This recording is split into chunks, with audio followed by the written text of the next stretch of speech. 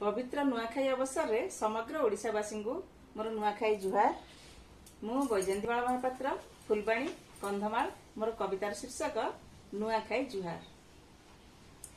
पणत कानी रे घोड़ाई रखिबू ओडिशावासी को मोर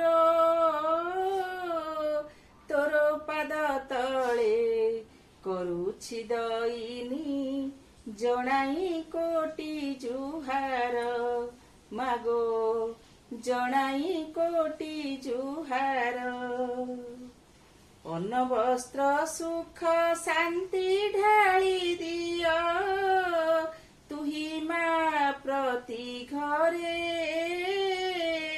रोग शोक दुख सबु दूर कर तोहरी अनुकंपारे मागो तोहरी अनुकंपारे।